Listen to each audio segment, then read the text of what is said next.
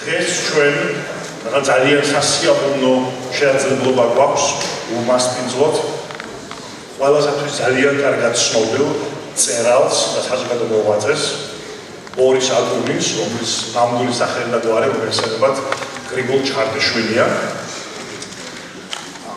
ბორის აკუნინი გახლავთ დღევანდელი რუსეთის ერთ-ერთი ალბათ ყველაზე გამორჩეული და შესანიშნავი მწერალი, ერთნიშნულად ყველაზე პოპულარული და ეს არის ადამიანი, რომელმაც შეიძლება ითქვას, რომ დააბრუნა სიმსუბუქე ლიტერატურაში.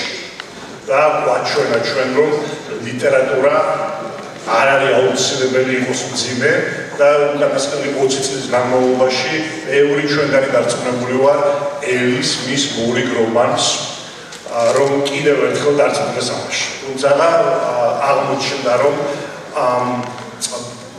ის არაუბრალოდ ლიტერატურია და გარდა მისი რომანების მწყიბრული სერიებისა, მას ეკუთვნის ასევე ესეისტიკა, თარგმანები იაპონური ლიტერატურიდან, ძალიან ცნობილი მწერლების და ჩვენ ბევრ განსხვავებულ წაკითხული აქვს იაპონური ლიტერატურის თარგმანებში.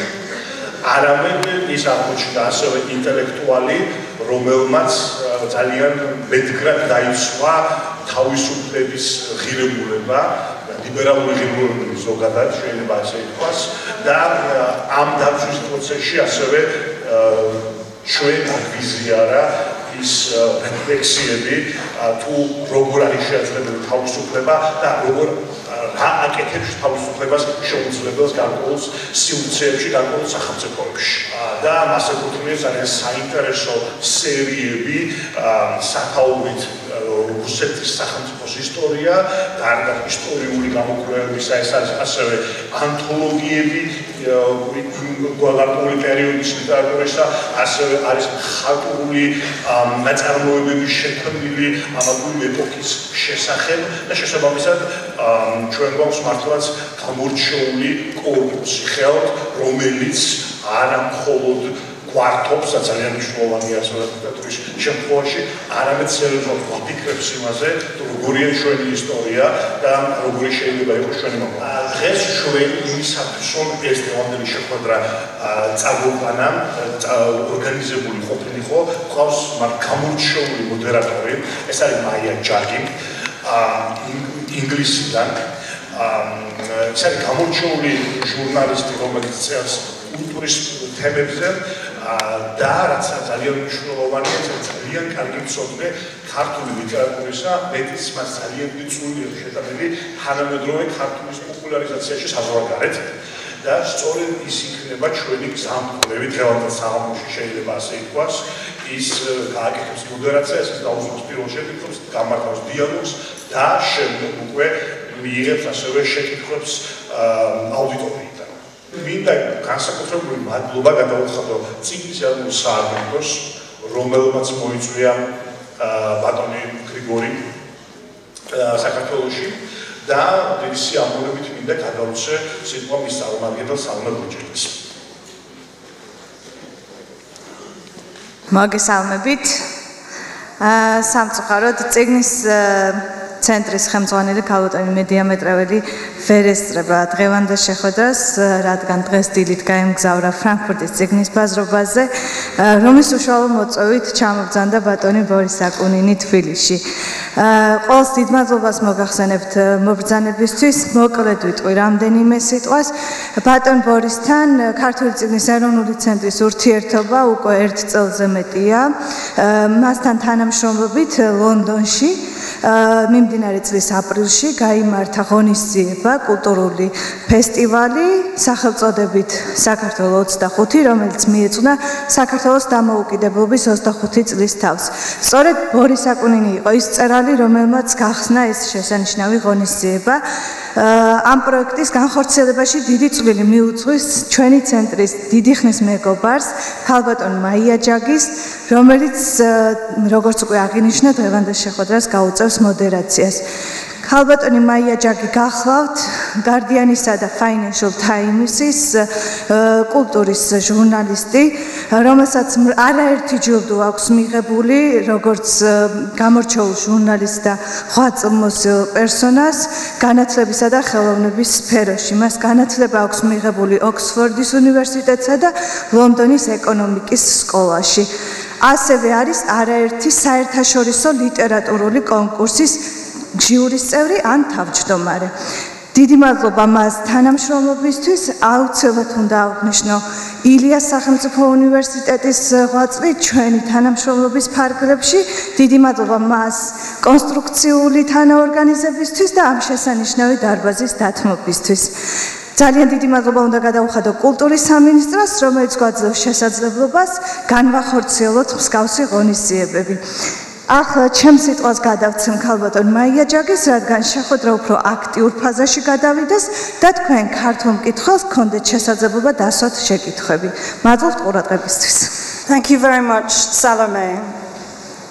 My thanks to Medea Metravelli, Director of the Georgian National Book Center, and to Giga Zidania for inviting me to be in conversation with Grigol Çxartiშვili in Tbilisi.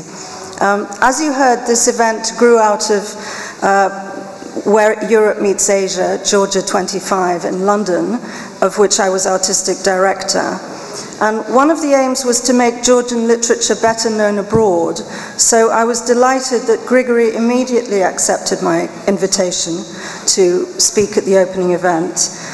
He lent his name and his fame as well to help put Georgian writers in the spotlight. So thank you again. As many of you will know, and you've already heard from Giga, Grigol Çxartiშვili was born in Zestafoni in Georgia's Imereti province, but grew up in Moscow from a very early age. I don't want to repeat the introduction, but just a few facts. As a full-time writer since 2000, Grigory has written more than 50 books, some under the names Anatoly Bruznikin, Anna Borisova, and of course most famously Boris Akunin. He was named Russian Writer of the Year in 2000, but his varied achievements are sometimes eclipsed by the phenomenal success of the Inspector Fandorin adventures, set in late 19th and early 20th century Tsarist Russia. The detective series of 15 books so far, beginning with Azazel or The Winter Queen, has been translated into more than 35 languages, sold more than 30 million copies worldwide, and been adapted into films and TV series, with more on the way, I believe. As Special Inspector Erast Fandorin moves between high society and the Moscow slums, the reader is led through Russian imperial history, including wars with Turkey and Japan and Bolshevik terror plots. The books play with subgenres of crime fiction at the same time. Conspiracies, serial killers, and locked room mysteries just among them, with literary allusions from Sherlock Holmes and James Bond to Gogol, Dostoevsky, Dickens, and Conrad. They combine the comic with the macabre and the pleasures of a thriller with moral complexity. Unfortunately for me, only the detective series have so far been translated into English, although as we've heard from Giga, there are many other forms of non-fiction and fiction, and plays too. But there are also, I believe, and I have seen Georgian translations of the essays The Writer and Suicide, and the short stories Cemetery Tales. So we'll have a conversation, and then there'll be time for audience questions. So I wanted to start by asking you, because this is such a historic occasion, really.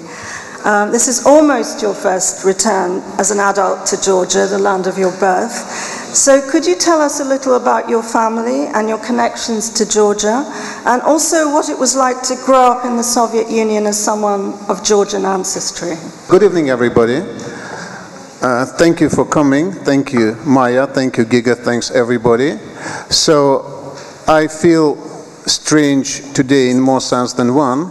First, because I have to speak in English in Tbilisi, which sounds a bit exotic. to me, and it is not my native language. Okay. Another thing is, well, the general strangeness of the situation. It's not a usual talk for me, because, well, I have this very peculiar feeling of returning somewhere, and I'm returning somewhere where I have actually never been before. So it's a very complex feeling. I was born in Zestephonia, like Maya said. I lived there the unforgettable first month of my life, and then went away, and I grew up in Moscow, and everything, practically the only thing that connected me to Georgia in my Moscow life was my impossible surname, impossible for Russians, Çxartiშვili, which singled me out. So I already said in one of the interviews that until recently I knew only two words in Georgian, which were Sikhvaruli and Tsatskali. Actually, Actually, I think that for a writer, this is all you need to know. Because all we write about is Sikhvaruli and Tsatskali and nothing else. When I was a kid, bullies from our school, well, they used to call me Katso, which is, for Russians, it means in Georgian like a guy, someone, but for Russians it sounded, well, something which singled me out. When many years later, many years later, another bully, Vladimir Putin, talking to the people, called me an ethnical Georgian, explaining why I was the enemy of the people, sort of. Well, otherwise there were good points to having this surname as well, because in my Moscow school, my teachers had problems in pronouncing it, and I was very, very rarely called to speak in front of the blackboard, so I could live quite easily. On the other hand, later when I was studying at a Japanese university, the Japanese, because they are so much, they know more tricks than Russians, they solved this problem because they called me just Chiharu-san. And, well, that made life difficult for me because Chiharu is basically a Japanese name. Then, when I started writing fiction, I realized that words and names are not a simple thing. There is a certain mystical side to it. And if you are called Grigory, actually in my birth certificate is Grigol Shalvovich Çxartiშვili, it should mean something. It should mean something. And I came here to Tbilisi in part because I want to, well, to go deeper into it. Maybe I would learn something new about myself, which I hadn't known before, and I just want to look around. I want to talk to people. That's what I'm doing, basically, and maybe something interesting and even unexpected might come out of it. Besides, I also have a practical reason, because I'm looking for a location for a new project I'm working on. I need to see some places here around Tbilisi, and well, we'll see if the place is right. Something more, well, something might come out of it literature-wise too.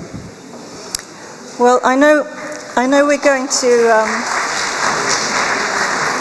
to return to Georgia in this conversation, but you mentioned Japan, so I did want to ask you a little about that.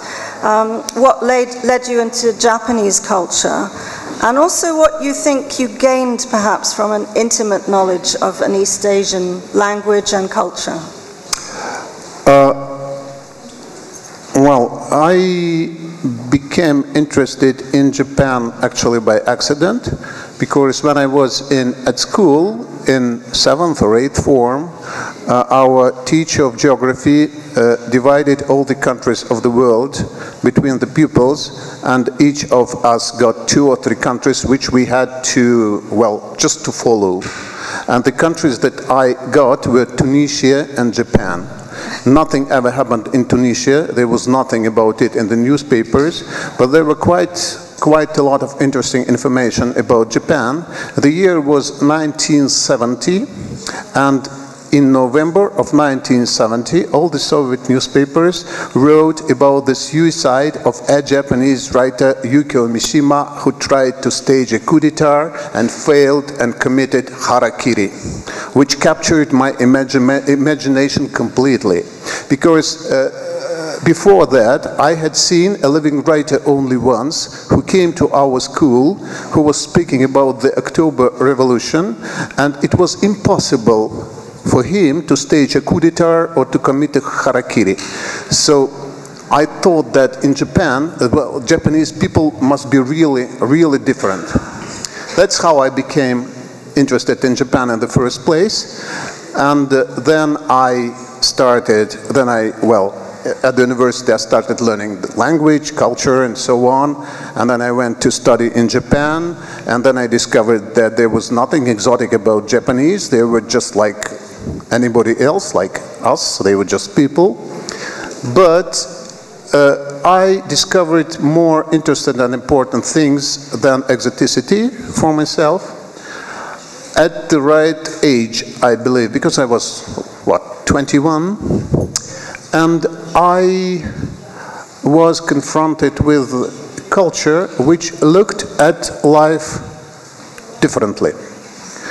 Because there is a capital difference between Far Eastern view of life and the Occidental one. For Occidentals, life is mainly about reaching goals. So it is all about what for. We set goals and we follow them, and we are always living for tomorrow, basically, which means that a lot of us do not really live today. While the Japanese traditional way of thinking is that how is more important than why, which was a revelation for me. Another thing which struck me from the aesthetical point of view was the Japanese notion of beauty. Because the Japanese told me the beauty of simple things. The beauty of simple things, which, well, it was also something about, life that was not based on showing off. I don't mean that Japan is a paradise or, an example which has to be followed in every sense. But in every culture there is something essentially and uniquely precious, and you just have to single it out. And that leads us also on to pseudonyms, because Akunin is, I believe, Japanese for villain or evil person. And the pen name B. Akunin also alludes to the anarchist. So in The Diamond Chariot, you define Akunin as someone who creates his own rules. So I wondered, is there a connection between your art and anarchy, or why do you use pseudonyms? And also, do you think art is about breaking rules? There are so many questions in one. I'll have to answer them one by one. First, about the pseudonym Akunin, which does mean in Japanese a villain, a bad guy. It is not that I mean that I see myself as a bad guy, no. But I am interested in the phenomenon of evil, and I am interested in bad guys, because it's mostly them who create problems in this world and who make life interesting. So I wanted to create a gallery of აკუნინს, of bad guys. In each of my Van Doren novels, the main character is not Van Doren, who doesn't change that much, but his adversary. And his adversary always is interesting, charismatic, has a point to make. There is always a sort of conflict, of argument between them, and we, readers, shouldn't always be necessarily on Van Doren's side, because evil that is not, well, charismatic, that is easy to decode, is not really dangerous. What is dangerous, who are really dangerous, are the bad guys who have a lot of charisma and attraction and who maybe sometimes are rationally right. So if you read all of my Van Doren books, you will see a whole encyclopedia of different type of evil guys. It is a sort of study in human nature for me, at least.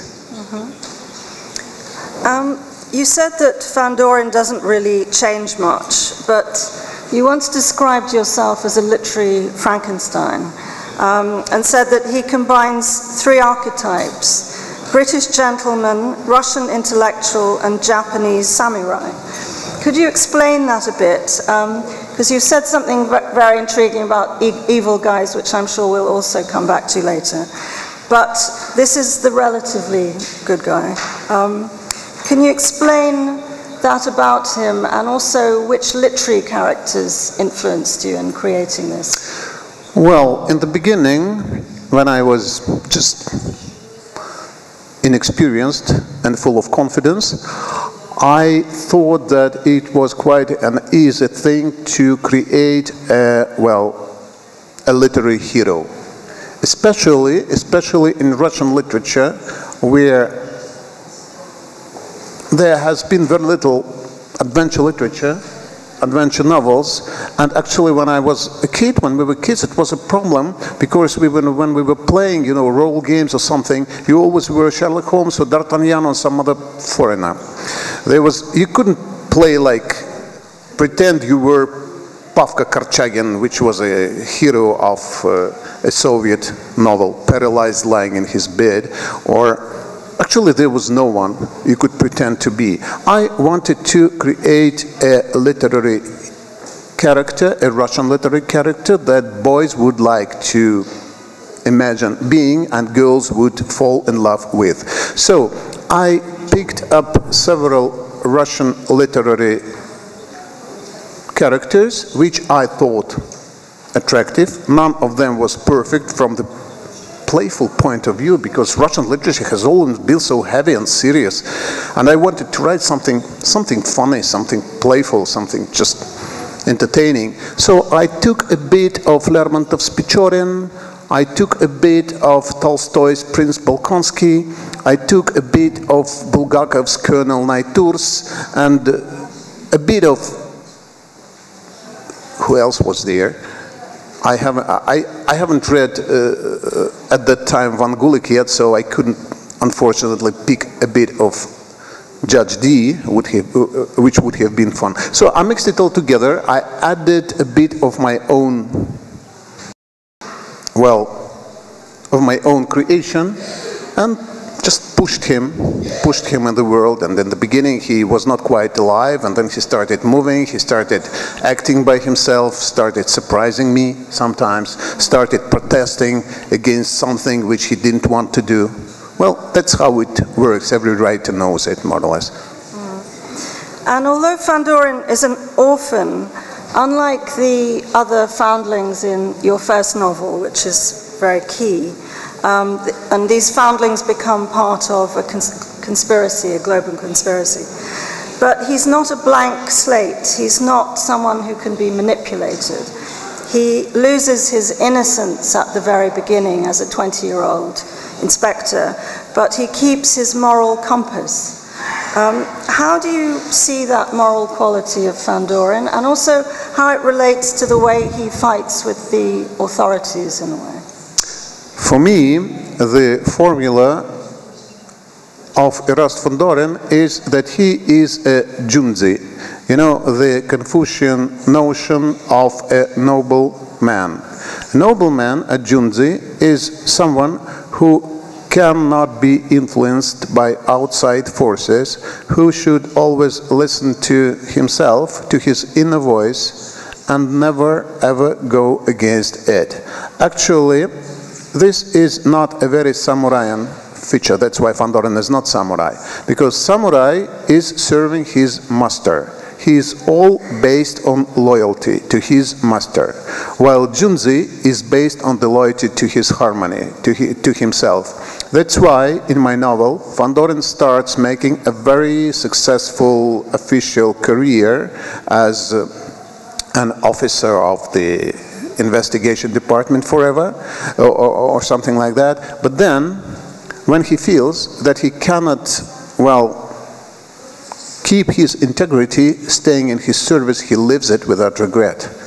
What is inside him is more important than anything else. Of course, he is not a stationary literary character like Hercule Poirot or Sherlock Holmes, who are always the same, who do not change.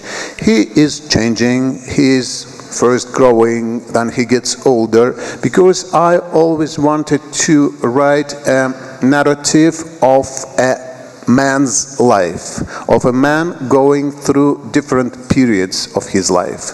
And in the latest novel, Van Doren is already 58, and very much different from Van Doren when he was 20 in the first novel.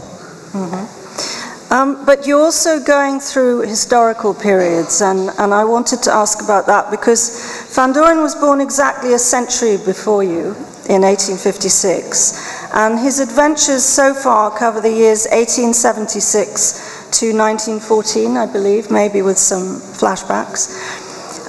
What's your particular interest in that period, and also what are the parallels you see with recent times? I was attracted not so much by the history of Russian Empire.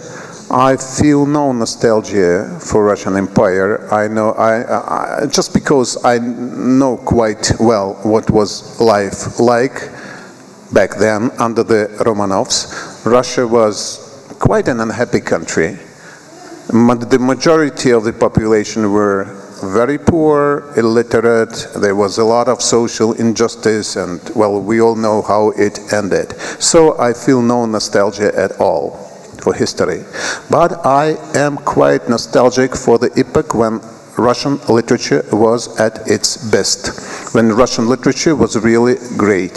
So what I was trying to recreate was this atmosphere, this feeling of the Russian novel of the end of the 19th century, with the magnitude of its emotions and ideas, with big feelings, and with the beauty that this combination creates. And I wanted to ask you something also about the context in which you were writing when you began in the mid-90s or late 90s. And you've said you started writing detective fiction, I mean, partly for the reasons you gave earlier, to lighten up the literature, but also for Russia's new middle class. And I'd like to know from you what you think happened to reading and literary culture with the collapse of the Soviet Union, and also how you think the future of literary culture, where it lies. Where in Russia? In the post-Soviet world, and you could draw on that maybe. In 1990s, when I started writing these novels, the country was rapidly changing. It was really changing at an incredible speed. People were changing, their mentality was changing, and there was this new class which was emerging just in front of us, the middle class, which had never existed in Russia before. And because I was a professional working on the literary market, working with publishers, lighting critics, working in a literary magazine and all, I understood quite well that this new emerging class would soon be in need of its own culture, its own literature, its own reading, its own entertainment, and the publishers then couldn't produce it because everything that was published was either very highbrow, very Russian, very sophisticated, or very low, meant for people with very little education. It was all about sex and violence and just the kind of thing that an intelligent person, even if he or she reads it, would wrap it in so that they wouldn't be seen in public transport reading something like this, a detective story, oh my God. I took a pen name when I published the first novel just because I was afraid of my colleagues. I thought they would just ostracize me and despise me if they learned that me, someone, a philologist, started writing, oh my God, detective novels. It was really unacceptable. And then, in the beginning, I came out a bit too early. That's why my first novels didn't sell at all. Neither the first one, the second one, the third one, the fourth one. Then, by the very end of the century, things started to change, and all of a sudden, nobody knew, of course, that Boris Akunin was me. Whenever I'd get to a place to, well, to talk with someone or to drink with someone, people would start discussing Boris Akunin around me. Who might he be? All sorts of wild theories, and I was starting to get, well, first agitated, then worried, then anxious, because when I had felt secure under this pseudonym, I allowed myself quite a lot of jokes in those novels about some of my friends as well. I did it just to amuse my wife. We had a good laugh. And then I realized that soon I would be discovered and I had to pay for it all. Well, and I did afterwards. So how did you feel, though, about being unmasked? Because there are other writers who write with pseudonyms, and a case in point is the Italian Elena Ferrante, who was recently unmasked. And I wondered if you think it's part of the writer's privacy to be able to write under another name. Yeah, I would like to stay as I would like to stay anonymous, a Banksy, but like all criminals, I became too careless. I gave myself out. Maybe subconsciously I wanted to be caught. Well, you know how it works. Anyway, in one of my novels, one of the characters had the name of Princess Çxartiშვili, which basically blew the secret. I'd like to move on to your history, your non-fiction history perhaps, but in fact your project, The History of the Russian State, in 18 volumes, which I believe ranges from the 9th century to projected into 1917. But it's actually more interesting even than that it twins historical narrative with fiction. And 3 volumes, I think, have come out so far. So what made you embark on this huge project, and why at this time? Are you looking at that Russian history through a particular prism of the present? And again, why the form? Why this interesting structure? Well, it's a huge project, but not that huge. Not 18 volumes, but 8. Oh, okay. Lost and in I have written 4 already, so I've quite advanced along this road. Oh. I decided that I want to write a history of Russia after the events of 2011-12 in Russia, in which I participated, and there was a public movement for liberalization and democratization of the country, which did not succeed. And I thought that we all, well, I shall not speak for everybody, that I probably do not quite understand my own country, how it works, what is its main problem. I understand, we all understand that there are problems, that there are serious problems. But in order to treat them, to cure them, you have to understand, well, the origin, the essence. And it would be quite childish to blame everything on one man, like some of opposition figures in Russia do. Okay, I do not like Vladimir Putin, but I don't think that he is to blame, well, for everything that's happening in Russia. You have to go back in time, and then you discover that it was not the communists who were to blame, and then you discover that it was not the Romanov empire which was to blame. You always go farther and farther and farther into the past. And finally I decided that I have to go all the way back to the origin of the Russian state. I am a historian by profession, but I'm not a professional historian. And I would say that probably there are no professional historians in the world today who might be able to write an entire history of a country. They are all much more, well, much more specialized than that. And I started rewriting actually the history of Russia, not with the idea of discovering something new, not. I just wanted to structuralize it, to make sense out of it. And besides, there are so many lies and so many legends and so many myths in the interpretation of Russian history, because history in Russia, the study of history, has always been highly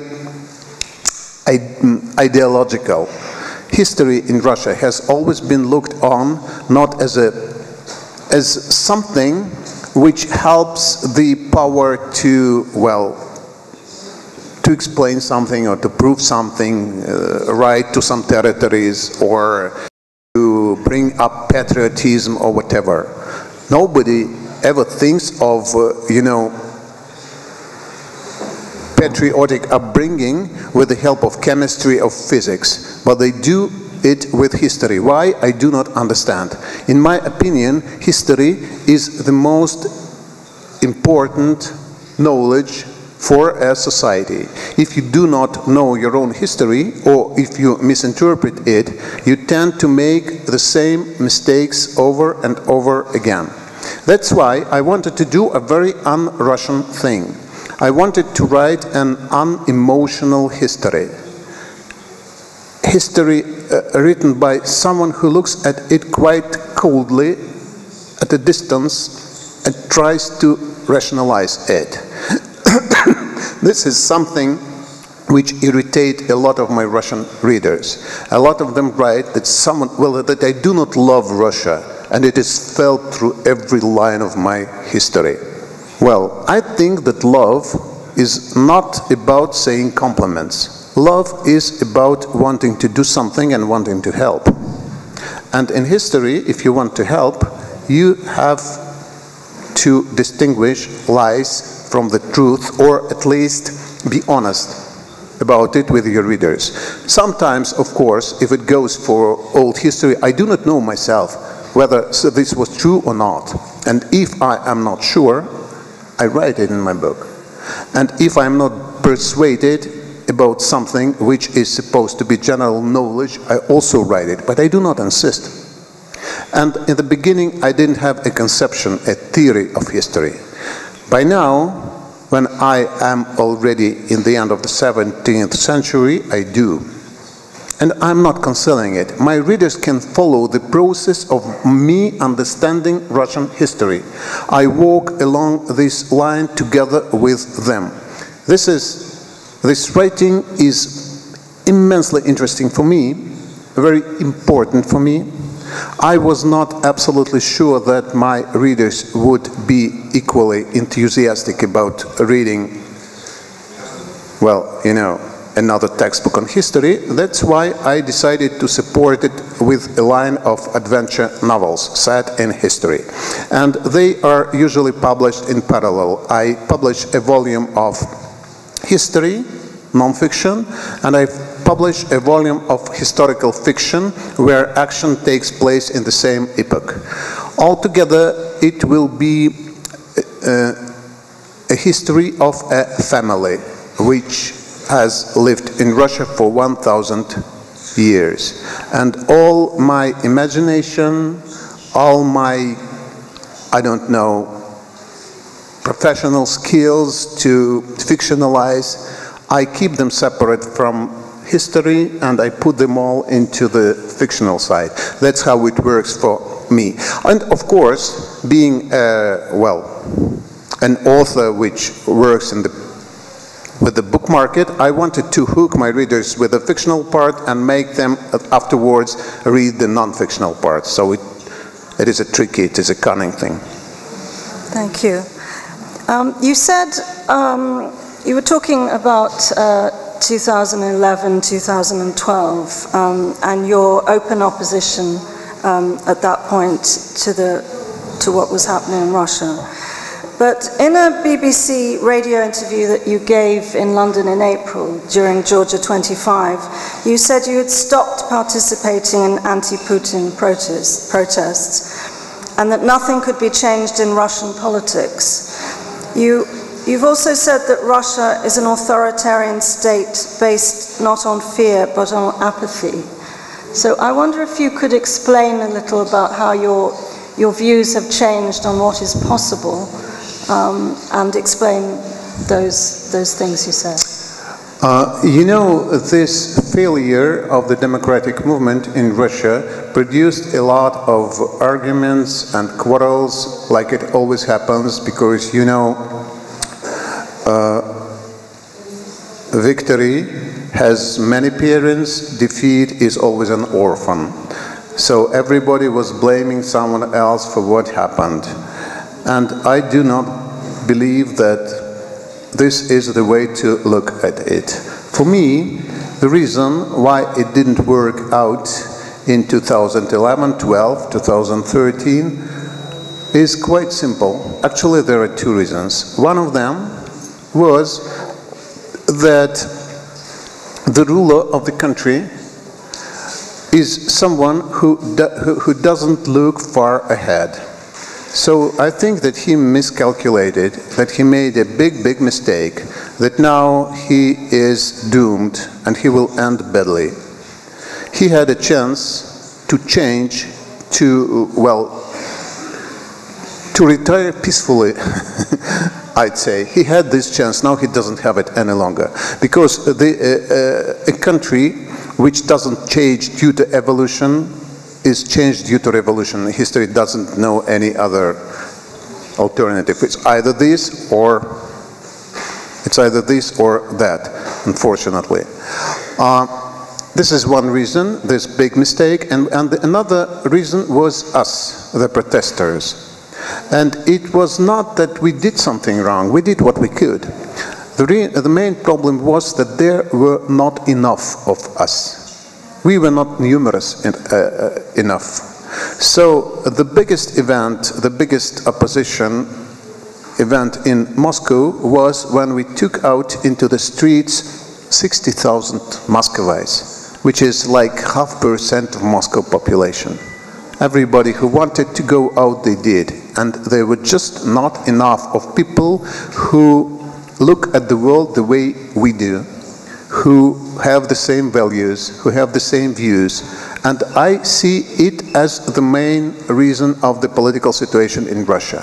What we need to do is to talk to people and to try to persuade them that our view of Russia is more sensible, is better than the view of Russia held by Putinists. And unless we increase the number of people who look at the world, at life, at our country in the same way, nothing will ever change or happen. So each of us who has an audience should do what he or she can do. I do what I can do.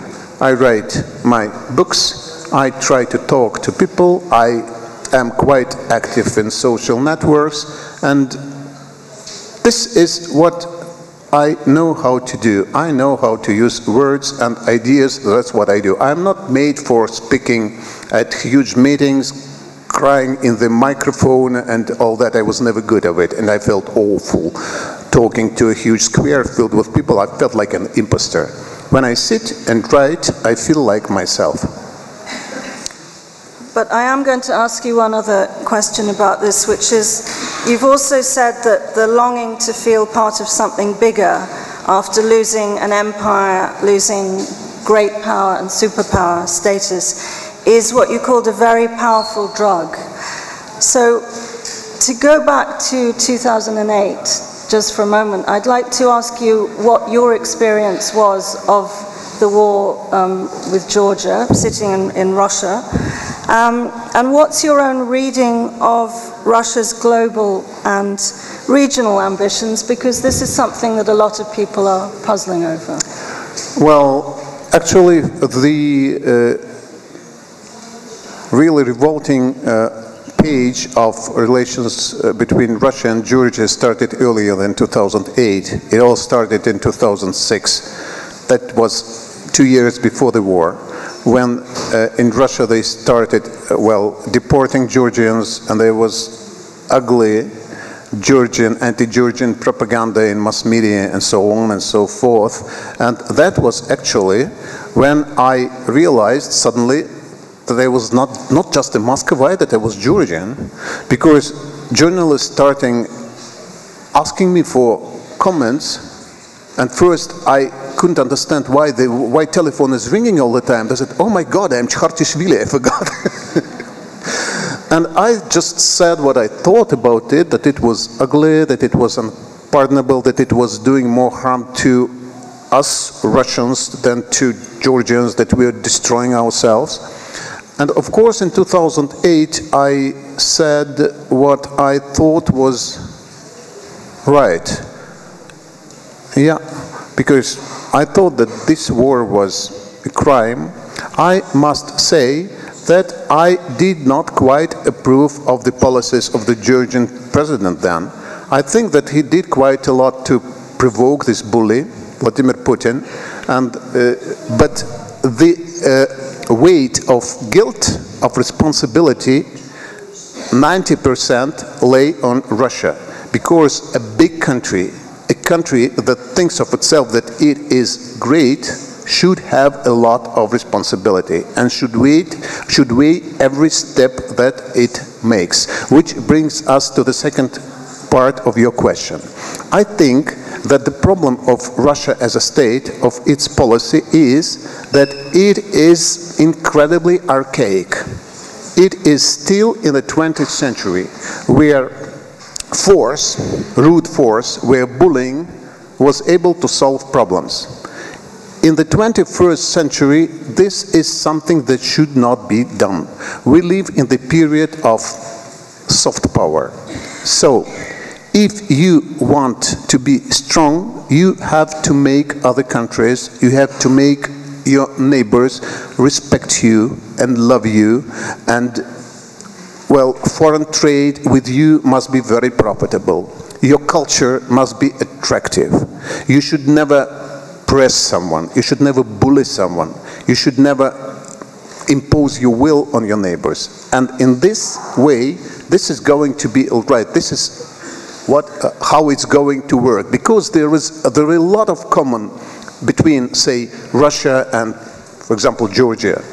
A lot of mutual past ordeals, wars, cultural ties, and everything. We do not need to antagonize Georgia. What for? We should be delicate and polite and clever. This is what the whole thing is about. And they do something exactly the opposite. They manage to make enemies of practically all the neighbors of Russia. All countries which are close to Russia are awfully afraid of Russia, which is not the thing to do. This is going to end in a lot of problems, I believe.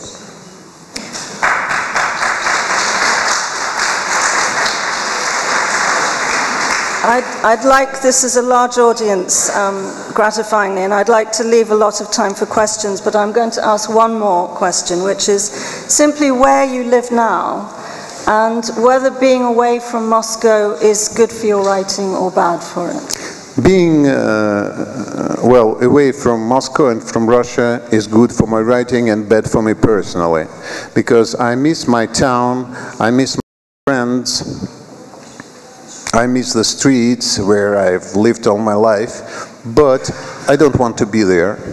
I don't want to start, well, you know, hating my own country. It's like, you know, there are periods in the life of married couple, difficult periods, when they both decide to live apart and to test their feelings. That's what we are doing now. We are in this process in this period with Russia. I live now between three countries, Britain, France, and Spain. I moved from, well, in this triangle because I always work simultaneously on three different books. And each country, as I have discovered, is good for a certain genre of writing. Like being in London is good for writing non-fiction. That's where I read history of Russia. I am not the first one who discovered it. There were guys before me, like Karl Marx, for example, with his Das Kapital, or Alexander Gerzen. Spain is wonderful for writing, well, you know, entertainment literature, fiction. It's so sunny and so carefree, and just, you know, historical fiction is just writes itself. I just almost have to do nothing. And France, where I live, it's the north of France, it's Brittany. It's very good for serious fiction, for serious literature. Something in the air is very right for it. So I live like this. When I start to get tired working on, say, history of Russia, I just take my laptop and I hop on a plane, I go to another country, and everything is ready on the table, all the papers, all the materials. I could just pick up where I stopped like a month ago and go on. That's how I live. It's very good for work. It's very effective. The only thing is that I miss Moscow.